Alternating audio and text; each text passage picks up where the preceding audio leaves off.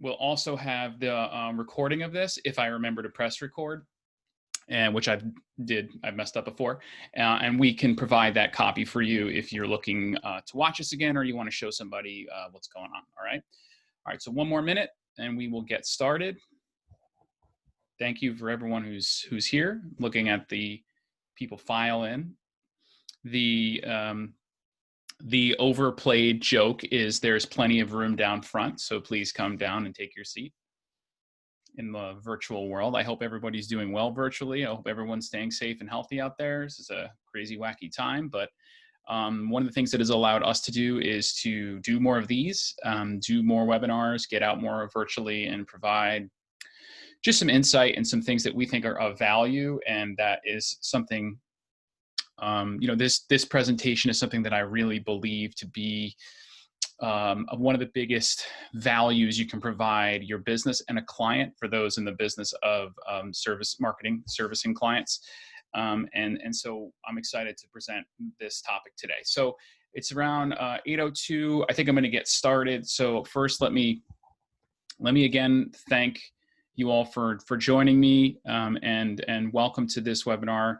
The webinar is using paid advertising to assess consumer behavior, and we're going to talk about this today. And what I would like to do is, here are the topics that I would like to do and get to today.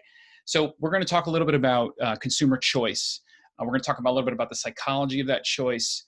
We're going to talk about how behavior informs the choice. So basically what I'm doing now is I'm sort of framing why you need to understand the consumer behavior, right? What is this data going to do? Okay, we're going to then look at how you access consumer behavior digitally, and that's really the topic, right? The meat of this sort of presentation. How we set that up at a campaign level, and then how do you use the data, right? So these are the high-level topics that we're going to talk about. And my goal for today, I was taught this a while ago in grad school. People should leave a presentation with at least one thing that they remembered, right? You don't need to give them a million things. And the one thing I really want you to take away from this is I want you to leave today with a different take on the utility of paid advertising. I want to try to make everyone understand that there is a goal, there is a major piece of paid advertising that I think is under leveraged and utilized, and that is the data that lives out in the digital space. People think paid advertising should be to drive leads, which is great, obviously, but if that's the only thing you're doing, you're leaving a lot on the table. So today, if nothing else, I want you to think about paid in a little bit of a different light and share that with your colleagues, or call us at Over It and talk to us, and we can help you figure it out for your business. So it's nice to meet you. My name is Chris Fasano. I'm a senior marketing strategist at Over It, a digital marketing director. I am a neuroscientist by training, have a PhD in neuroscience, and 10 years experience in marketing and running businesses. A lot of people will ask me, why marketing? How did you go from neuroscience to marketing? And my answer is it's a fairly, linear path, right? So in neuroscience, I spent a lot of my time trying to understand choice. What happens in the brain when you are posed with a choice? And this happens throughout our entire life as a choice. So understanding what goes on is something that I was really interested in, and went and studied more in grad school, et cetera. And so choice is the foundation of consumer products, right? Everybody chooses something. So it was a natural progression for me to use the knowledge of the brain and consumer and choice and put that into marketing. And it's really, provided me with sort of a unique take on marketing. And now in the world of digital, with so much data, it's been a really nice marriage. Okay. So I spent my career trying to understand choice. I continue to do that. Our philosophy at Over It is we strategize, we test, we acquire the data, we optimize, and we convert. And my approach, putting a strong focus on data and analytics and business insight visualizations, right? So we get all of the data, we acquire it, and we put it up in a really nice, beautiful canvas, like a dashboard, and it allows us to infer conclusions, infer behavior in a really, really unique way. And it also lets our clients see it as well. Okay, so this is a little bit about me. Nice to meet you, and thank you for joining us. Okay, so let's start. We're going to talk about choice, and we're going to introduce the topic of the psychology behind choice. And I show this diagram here. Every single day, we make numerous choices and decisions. all of the time. All of you right now sitting in this webinar have made the choice that you wanted to come to this webinar. You made a choice to sign up for this webinar. You made a choice to open up the reminder email when you got a reminder about it. You made a choice then to come here this morning. You made a choice to make coffee, or you didn't, and you're regretting that choice if you didn't right now. And you're making a choice right now whether or not you're going to stay and keep listening to me or go on to the next slide. Everything we do has a choice in underlying it, right? And the majority of the decisions that we make are made without a conscious consideration, which is an incredible thing. We're making decisions all the time and we're not actively thinking about it. We're making them subconsciously, okay? Now, there is a huge area of study in this, and the way people tend to choose is what they call in the hierarchical list of needs, right? We tend to choose things that are based on survival first, safety, and then self-image. So I'm going to make a choice that's going to keep me alive, it's going to keep me safe, and it's going to make me look a certain way amongst the other humans around. That is sort of the checkbox. And this is this is going to correlate and relate to consumer behavior in a second. I'm going to extrapolate that out, and then we're going to go into how we do the data, right? Now, because choices are binary, right? You choose between one or the other. Choices can be influenced and manipulated, if you will, okay? You can, if you truly understand, and this is the final point, if you understand the person making the choice and what the choice is, then that choice can be influenced. And in marketing, that's really what you're doing. You are trying to influence a choice. It's not devious. There are a lot of choices out there, and your product, your service is the one that you want them to choose. So how do you do that? How do we influence choice, especially if most of the choices are subconscious and people aren't actually thinking? That's the real challenge, right? So how do we do that? So again, you really have to understand the data, the person making the choice, and what that choice is, okay? I wanted to put this up because I think this is really fascinating. I think it should be where all brands and all marketing, all companies go. This is a classic case of subconscious choice and how marketing and how your brand can really leverage this, right? So this is the classic Coke Pepsi experiment. This was done back in the 70s, where they blindfolded participants and they had them taste Pepsi Coke, and they didn't know what they were doing. They drank and they scored it, right? And they scored it purely on flavor and taste. When they did that and they took the blindfolds off and they tallied the votes, Pepsi by far had the significant share of the data. Pepsi was by far the best tasting cola, and Pepsi was the best. But interestingly, that conflicted with the market share, where Coca-Cola has significant market share. More people prefer Coca-Cola, more people drink Coca-Cola, more people buy Coca-Cola. So if they don't buy it because it tastes better, then why are they buying it, right? So they redid the experiment and they took the blindfolds off. And now when they went to drink the cola, the can was right behind it. So now when they sat down, their brain saw that red can and the brain started firing and they took a sip. And now all of a sudden, Coca-Cola was the best tasting cola, right? Even people that said Pepsi was before, because they can see who had the first set of answers, now chose Coca-Cola. Nothing changed. The only thing changed was the brand. They looked at that can and it made them think it's better. So Coca-Cola has successfully influenced and manipulated the choice with their brand equity by building up, by understanding who's drinking our soda, what do they like, what are they about, what is the choice out there. And they did it so well that people will pick Coca-Cola strictly because of the color of the can and the label on it. And that is I know it's Coca-Cola, right? And they've been doing it a long time, but that is the goal. The goal is to get into the subconscious and make people choose your brand without having them to think, okay? Here are the stages of choice and a diagram here. It's a very defined decision-making process that the consumer undergoes when they're thinking about it, right? So I'm using the example of a lawnmower just because I was just recently going through this, right? There's a need recognition. I need a new lawnmower, right? Here's the steps on the bottom, okay? You have need recognition, I need it, information, what's out there, identification and evaluation of alternatives. There are 5 different ones. Which one do I like? Purchase decision, right? And then post-purchase behavior. What's post-purchase behavior? Post-purchase behavior can be, I'm going to go write a review because I really like it. I'm going to go put a testimonial because I hate it, all those kind of things, right?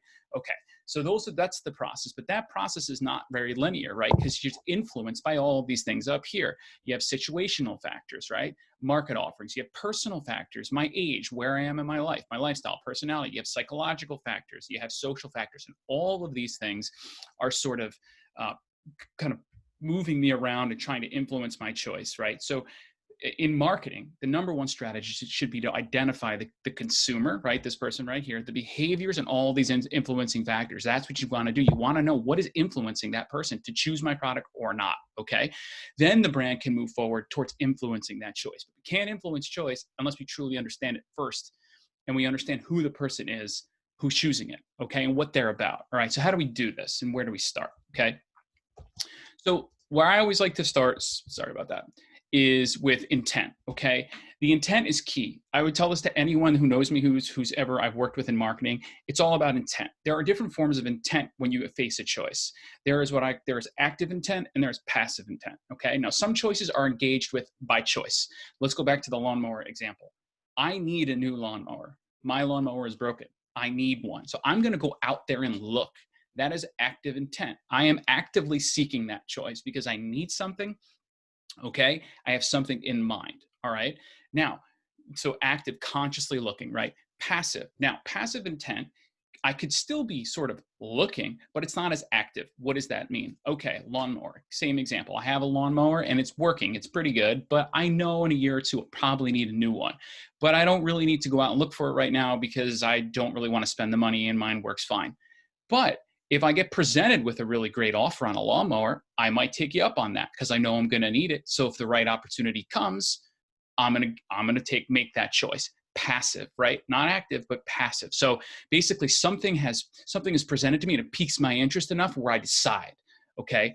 Both are very important. Both are very different. Now you do have both, right? Active and passive. And those are important too. Same thing with the lawnmower. I need a new lawnmower. I'm actively looking. Then I take a break and I'm on the couch and I'm on Facebook and a new offer scrolls by. Whoa, that's great. Passive. So you can capture people on both active and passive. And the beauty of it is different advertising mediums speak to the different intents.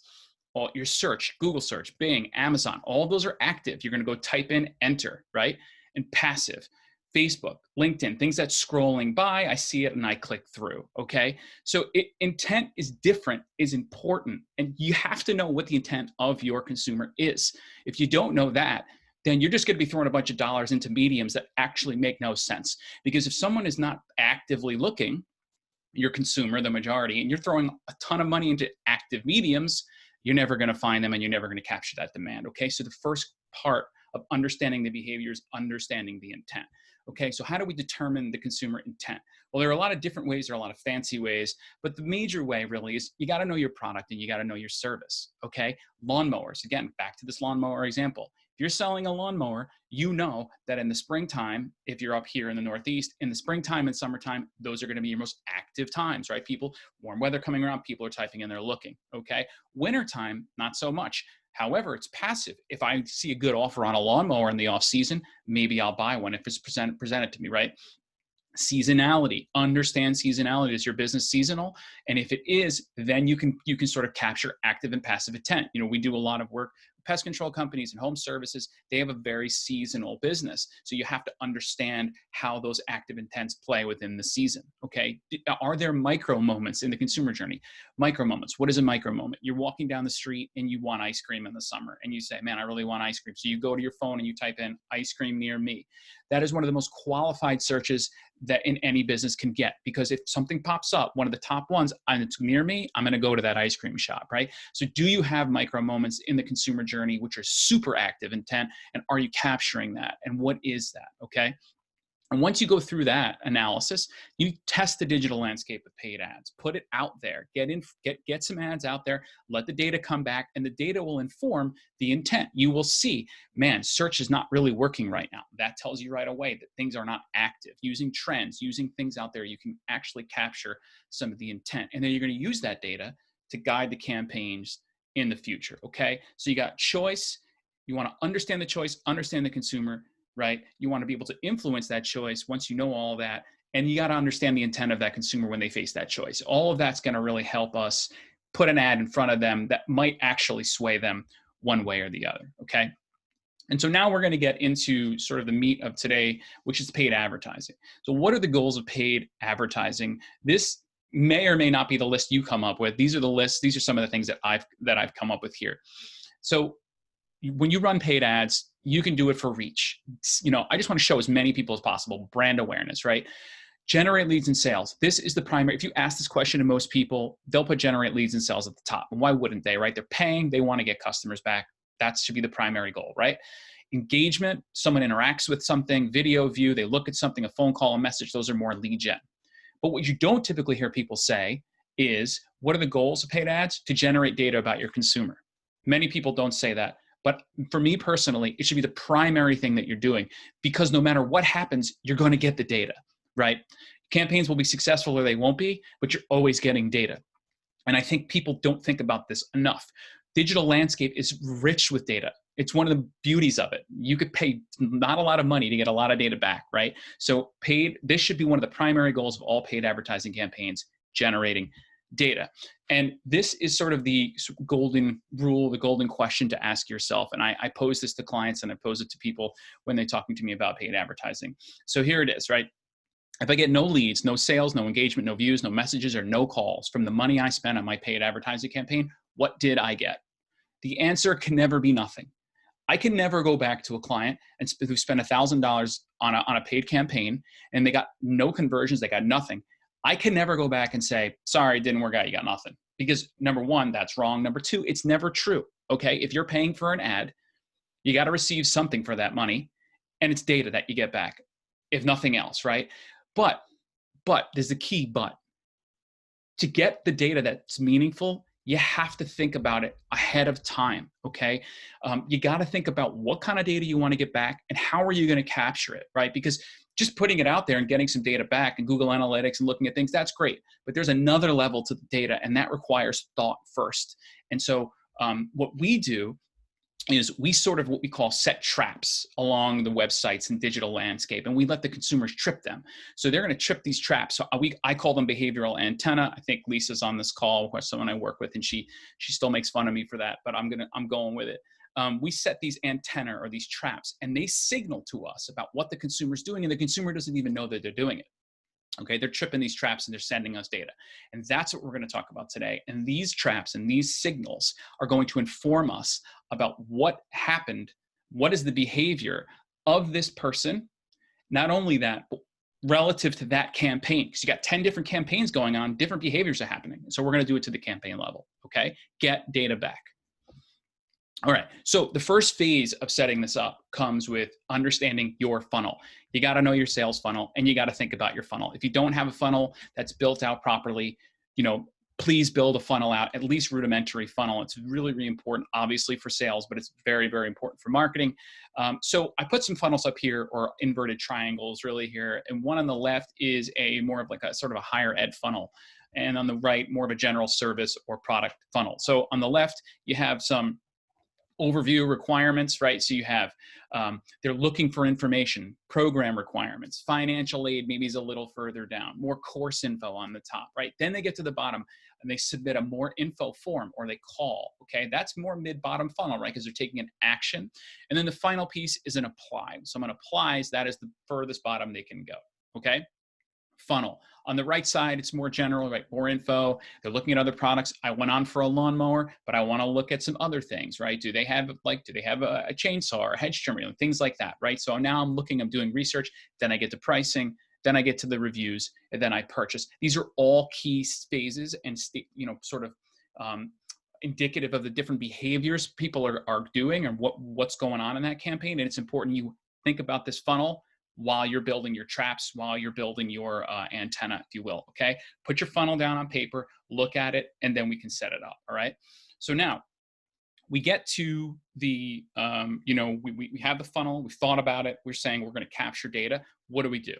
Okay, so the first thing that I do now is I think about the web journey. So what you're looking at here is just a progression of interactions when somebody landed on a landing page. So, you click on an ad, it takes you to a lander. And most of us in marketing, I think, live on a landing page. How do they do there? What did they do? Some people had heat maps. Did they click on that? What did they do? But it's really important to remember that the journey doesn't end on the first interaction. People then, after the lander, go to different places. They keep going. And you can see this web that happens, right? They go to here, and then they go to second, then they go to third, right? So you have to think about the entire journey, because that's really where the data comes from. The data doesn't really come from the landing page. There's very limited things you can get from a landing page. Did they submit a form or did they not? Or something, right? But all of the information comes after the fact. So, okay, how are those pages now? So here are all your pages. How are they aligned with the stages of your funnel? Okay, what are they clicking to get there? Can we find actions that they take that would be indicative of their behavior and the stage of funnel that they're in? That's what you have to think about, and you're going to put this journey up here to sort of let it sort of guide you. Okay. Just again, comment real quick. If anyone has any questions, just please type them in, and I'm happy to talk about them at the end. You know, right, I'm looking, when you see me looking to my left, I'm looking to see if some of the questions are coming in. All right, so we thought about it, we have our funnel. Now we're gonna build our antenna, okay? So just like antennas transmit signals, digital antenna will transmit these key data, right, about actions that people are taking, okay? And these actions are tracked, and then we bin them according to where they are and what they mean, okay? So here on the left, you see I have a landing page, and I've set up some signals on the lander. But I didn't stop there. I also set up some signals on some pages that are maybe the next interaction or then a secondary interaction, okay? And I place them around strategically. The key is to create enough antenna, okay? But you don't wanna go nuts, right? You don't wanna put 30 antenna all over the place because then it can get really convoluted. You wanna be very careful, but you wanna get enough, all right? So you wanna build out your funnel, make sure you have signals that are going to relay funnel actions, and then you're gonna set them, and then you're going to let the data come in. Okay, so let's look at a couple examples of what that looks like. All right. Okay, so this is again a higher ed funnel, and I'm using, this is my alma mater. I was trying to stay neutral, so this is my alma mater, University of Miami. Go Hurricanes. So this is a landing page from an ad. So I was looking for a master's degree online, and then I hit enter, and I got served an ad. So I clicked on the ad, and it took me to this landing page. Now I don't work for them. We don't do any marketing for them. This is just my observation, and I'm showing you what I would do if I was marketing for this program and how I would approach setting up these traps, if you will, okay? So here is my funnel. So I know that I have top of the funnel, I'm gonna need to get some information on like requirements, more information. If you look at the page, they have a primary CTA is this request info, it's a form, okay? So this is more of like a mid to bottom funnel CTA, right? If they fill out a form, they're gonna get a call back, they're gonna get more information, and then maybe they go back in the funnel. They also have a call us now button, right? That is also mid funnel, right? It's again, contact us for more info, contact us for more info. So this seems like the primary action they want you to take. So we obviously track that, right? We're gonna track that, and we're gonna know that lives down here. But that's not all we're gonna do. Okay, because there are other things that I can do on this page. I can click on this admissions button, and that's going to give me more information about admissions to the program, more top funnel, okay? I can also click here. This is a hyperlink logo that takes me back into the University of Miami main website, okay? That would say that I'm really early. I'm in the research phase. I'm just kind of looking around. Maybe I want to look at campus. Maybe I'm just interested in University of Miami. What other courses do they have online? Top funnel. The other thing they have at the bottom, which you just couldn't see, so I put it here, is a footer. And they have hot links in the footer. And so this is great information, right? So they have other programs. So I see that they have another program related. So master's, this thing shifted, Master of Education, Sports Administration. Well, I know this is a Master Ed in Learning Sciences. So maybe someone who's interested in this might also be interested in other programs. So I'm gonna put some antenna on these programs as well. And I'm also gonna put an antenna on the main undergraduate link. I just wanna get a good sense of what's going on with this consumer when they get to this landing page. I wanna know more than just that form submit, okay? All right, so here's what the data looks like. Remember, keep in mind this funnel, okay? So here's now what the data looks like when we start to bin them together, okay? So here's the ad, you get ads get served, you click on it, bang, it takes you to the landing page. So now we let this campaign run. We let it run for a month or two, and we start binning all of the actions. So what I do is, the really easy way to visualize this is you take the number of actions, you put them over the total, and you get a percent, okay? So what you're looking at are percent out of all of the interactions. This percent is the percent of time this action was taken. So the higher the percent, the more likely someone in this campaign is taking that action, okay? So here we have admissions. Remember that admissions button, which was like more information about admissions? Say it was 40% of the time. And then that homepage button, like back in more information, 28% of the time. So right here, we see that 68% of the actions are informational, right? Top funnel, okay? So whoever's clicking on this ad is doing majority top funnel interactions.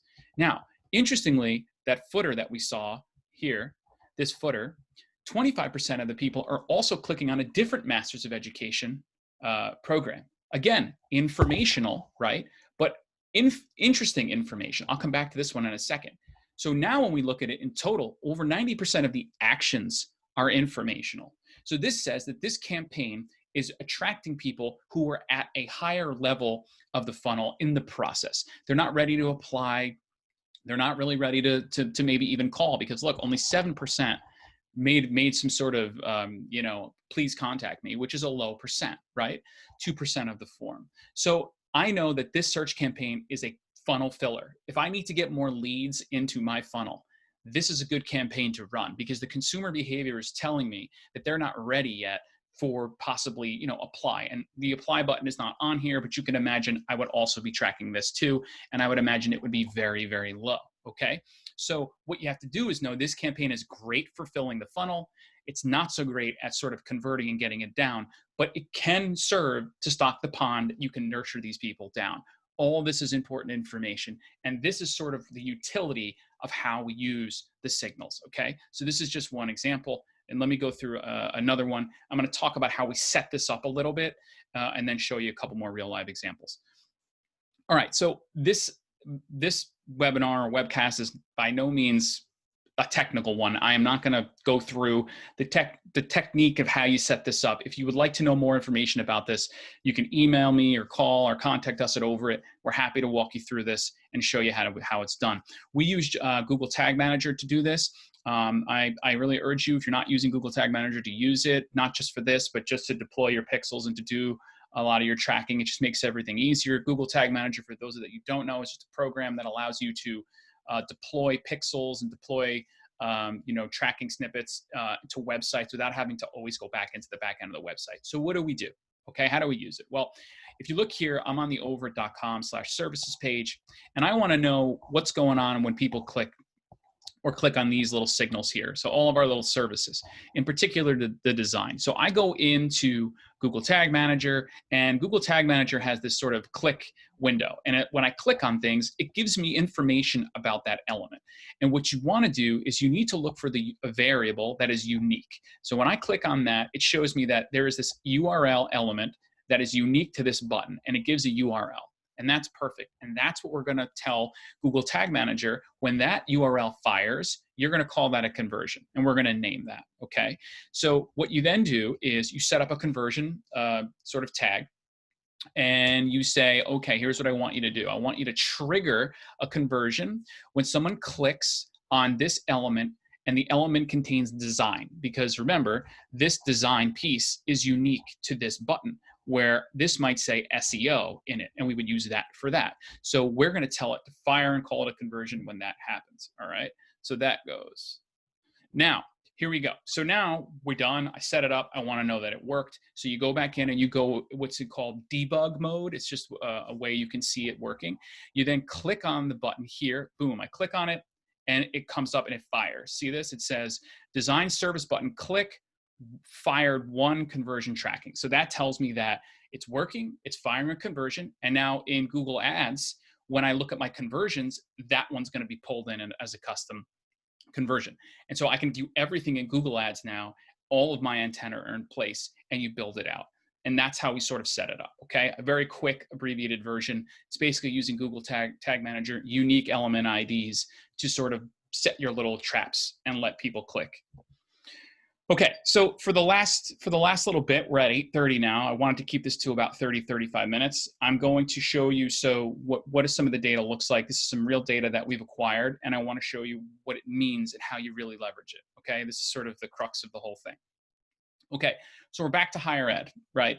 And higher ed is an interesting example because there is a whole lot of things going on in higher ed. You typically don't go onto a website and apply for college. It takes a lot of time, and you really need to understand and sort of deconvolute the behaviors.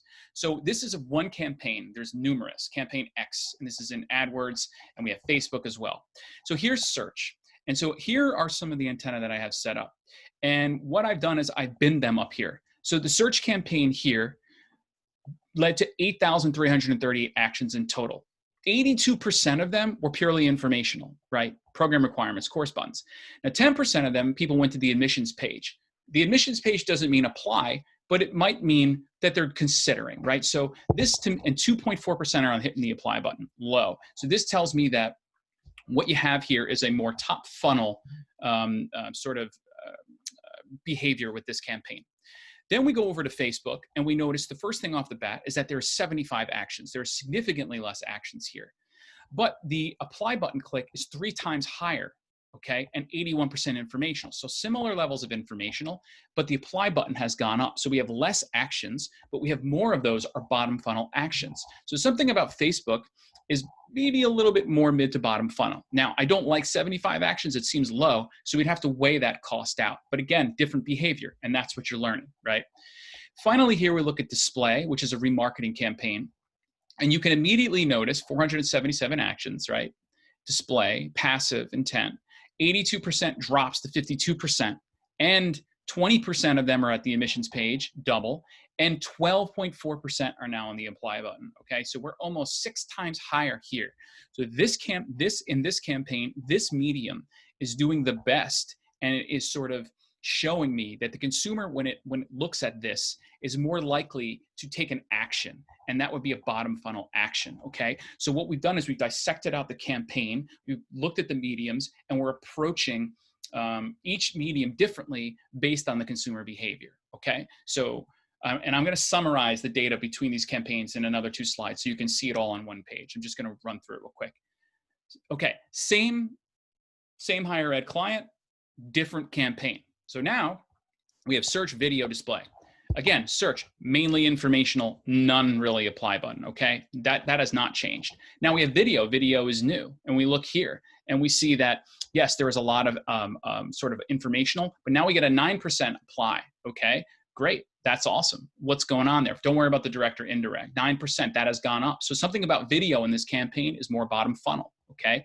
Here we go with display again. Now display last time had a lot of people clicking apply, but in this campaign, it does not apply. What happens is though, look at those visit bar. 40% of the actions taken here are visits, mid funnel, okay? Top funnel, mid funnel, maybe mid to bottom funnel. And then Facebook, bang, 10% again. So Facebook in this campaign, display in the last one, Facebook is driving those bottom funnel actions in this campaign. And that's really important. It just, again, shows you that there's not one stop. You can't just throw all your money in Facebook all of the time. It speaks to the campaign, and it speaks to the consumer consuming the information you're putting out in that campaign. So we're going to talk about demographics, and then I'm going to do the summary, okay? So what you got are now you have all of your bins. We know what the percentages are, and now we just want to take a quick look at demographics. So now we're going to see, well, what are the ages of the people going to the website, okay? You can see there's a nice breakdown, looks fairly even, but then we're going to segment it and ask, well, what are the ages of the people that took those actions, that tripped those traps, right? And what you can see here is that there is a huge expansion of the younger demo. So the majority of people actually taking actions are younger, okay? Very important information. And then what I do is we segment them out by campaign. So, okay, well, that's total actions. Well, what about the actions in campaign X? Well, in campaign X, it looks like, you know, there is this sort of, again, expansion here, all right? And then over here, there is a much bigger expansion, 25 to 34, less than 18 to 24, okay? So now you got action, behavior, and age. So let's put them all together so we can use the data, all right? So in campaign X, I know that primarily it's an 18 to 34 demo that's converting, okay, in that campaign. I know that Google search is very top funnel, research phase, but a really nice amount of actions per month, okay? So that is a great way to fill the funnel, this campaign. Now, Facebook, in this case, was more top mid-funnel. People were doing research, but there wasn't a lot of actions there. So if it's really more top funnel, I might just cancel this out for this campaign and just run search, because I know also that display is going to get me very good bottom funnel actions with a certain number per month. So I can save some money, get rid of that, fill the funnel with this, and convert them with this, okay? And I can really target the demo and consolidate. And every time you target and consolidate, you save money, your CTRs go up, your cost per click come down, right? So that's the utility of the data. I've really honed in on what the strategy is. Next, campaign Y. Campaign Y is a little bit older, right? Overlaps. Google search again, top funnel, 1,000 actions a month. Display now, mid funnel, pulling them down the funnel, 300 actions per month. YouTube as well. These are all viable nurtures to bring them down. But now here, when you compare Facebook and this campaign is bottom funnel, about 100 actions per month. And those are the actions that we want. So I know maybe if I want to hit a little bit of an older demo, I need to nurture and convert them. I want to run some video and I want to run some Facebook. But if I have a younger demo and I want to pull them down and I want to get more converting, I can use display. Okay, so you can see how the behaviors now are informing the campaigns. All right, so lastly here, what do we do with all this information? Well, what you can do is work backwards and you can simulate. So we have a simulating program. And now I know all this information. What do I know? I know the monthly visitors. Everybody knows that if you're paying, right? How many people are coming? I know a cost per click. And I know now the percent actions, right? Remember these actions here? I know the percents. So what we can do is say, okay, on a Google search ad for that campaign, for campaign Y, I know I'm going to get about 3,000 visitors per month. And I know it's a cost per click of X dollars, okay? At an 80% rate, right? I know 80% of the time they're going to take an action. I'm going to get 2,400 people in my funnel, okay? Facebook, same idea, except now bottom funnel. I know that there's going to be 10% of the time bottom funnel actions. So for every 1,000 visitors, I'm going to get 100. And so I press simulate and it tells me, look, if you spend $1,200, you will get 2,400 top funnel actions and 100 bottom funnel actions, okay? And then I could work backwards. I can say, well, you know what? I really need 500 bottom funnel actions. So how much money is that going to cost me? And you plug that in and you work backwards and you resimulate. And you take the data and the consumer information that we got, you take those percents and you build it in. And now when you're really stuck with, man, if we're using the example of higher ed, we're getting to crunch time. We got to get more people to enroll. We know how much it costs and what the percent of those actions are, and we fill it, put the money in, and we drive people according to the simulation, okay? So what have we learned? I'm looking at the time, it's 8:40, perfect. So we learned, I hope, that it's essential to understand the digital consumer behavior. You wanna leverage those behaviors to influence choice. Again, over time, you're going to be so good at this and so good at knowing your consumer and customer that they're not even going to have to make a choice anymore. Remember, subconscious, it's going to get into their subconscious. When I need a lawnmower, I'm going to go buy it there. When I want to go to this school, I'm going to University of Miami, right? Like that's the mindset, okay? Paid ads provide a wealth of data on consumer behavior. You want to differentiate your mediums to test those behaviors. Remember, video, search, Facebook, LinkedIn, whatever you want to do, you want to test them out. Think about your intent, think about your consumer. Then you identify which campaigns yield the most desired funnel action, right? Apply or information. It's not magic, okay? I always tell everyone paid advertising, it's not magic. People think they throw a bunch of money in and they get results. Sure, you get results, but not all the time are they the results you think you get. But you do get data back. Capture your data. It takes time, just like science, and this is a science. Be patient and let it build, okay? You don't have to throw thousands of dollars at this. You can do it with a couple $100s and you're gonna get really good data. But be patient, keep optimizing, and keep gathering your data. And please shift your mindset from lead gen only and start thinking about what kind of data paid advertising can give you to inform the campaigns and the lead gen down the line, all right? So I wanna thank everybody for coming today. If you guys have any questions about this or anything we do at Over It and how Over It can help you in your marketing or your data analytics or just anything that I put here, you can contact me. Here's my email address. You can contact Dan Dinsmore, who's the founder and CEO. Again, thank you so much for coming. I appreciate it. If anyone has any questions, you can just throw them up. I'll hang out for a little bit. I know that someone asked about heat mapping and they wanted to understand what the difference is. Like, why couldn't you just throw a heat map up? So heat maps are good in that, typically people use heat maps on a landing page. So you throw up a heat map on a lander and it tells you where people clicked, and it gives you those sort of heat map of, well, they really are clicking here.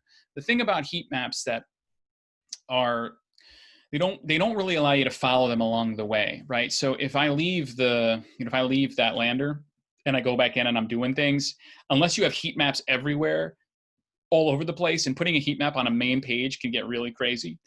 You're not really going to understand what happened, and it's not going to track it all the way back to one ad, right? It's not going to tell you, well, Chris clicked on this ad, then he did this, this, this, and this, and then it's not going to do that for you because with ad and campaigns, there's sessions, right? Web sessions, and web sessions are initiated when a campaign starts, and then when you stop that, it stops it. So it captures all of the information on one campaign session, whereas heat maps, they don't really do that for you. So this is a way to get more data out for the entire session. Another question is people ask about how much money do you need to do this? Well, I have some family members with businesses, and we've done it with as little as a couple $100, $200, $500. It just depends on how many mediums you want to test. The data, it will come back quickly, and it's fairly robust. So if you want to try this out, you don't need a lot of budget. I do recommend, though, that you do this for a bit, right? Because again, this goes to seasonality. You don't want, if you just throw it up in June and you capture behavior, that behavior can be very different than July, right? So you want to try to span some time so that you can really make sure the data normalizes, right? So if you have a fixed budget and this is something you want to do, you say like, you know what, I want to get data. I'm going to commit to this. I'm going to commit $1,000 to it. Well, then we figure out, how we want to break that up and how we want to do it. So we do it that way. The other thing too is your seasons. Think about your seasonality. Like I mentioned, if you run all of this data capture at a really active high point in the season, then you're only going to really be generating data in that season. So if you're not running it throughout the entire year, you're not going to see the shift in the behavior, and that's important. So you should always, when setting this up and running it, one of the things, it's just like experimental design. You want to write, I started it in May. May is peak season and blah, blah, blah, blah. And so you tally that, then you stop. Then you started in off season. And now what you do is you look at the two together. You can say, I have, this is my seasonal consumer behavior data. This is my off-season consumer behavior data, and you can compare them. And that's going to be really important because you're really going to want to know that off-season data, right? Because it's harder to convert people in the off-season. So what are they doing? What are their behaviors? What do they like? And you want to play to that. So it's easy to capture people's behaviors and influence choice when they're active. It's not as easy when they're not and when they're passive. So that's really the data that you really want to focus in. So make sure you span those out and you sort of accommodate all different levels of seasonality. If there are any other questions, I'll be here. Please, you can type them in now. Otherwise, thank you so much for coming. I appreciate it. And like I said, if you have any other questions or if we can help you in any other way, please just send an email to me or Dan, and we're happy to work with you guys. Thank you so much for coming, and I hope you learned something. And if you have any ideas on what you might want to see in the future in a webinar from Over It, just let us know. Thanks, everybody. Have a great week. Have a great Tuesday.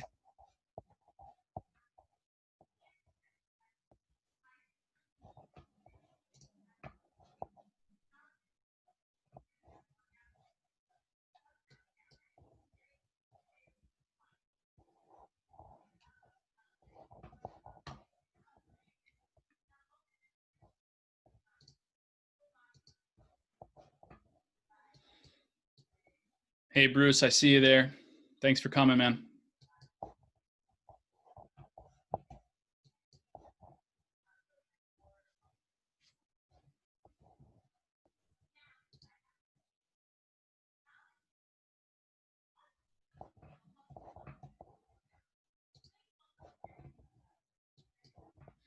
All right, everyone, have a good day.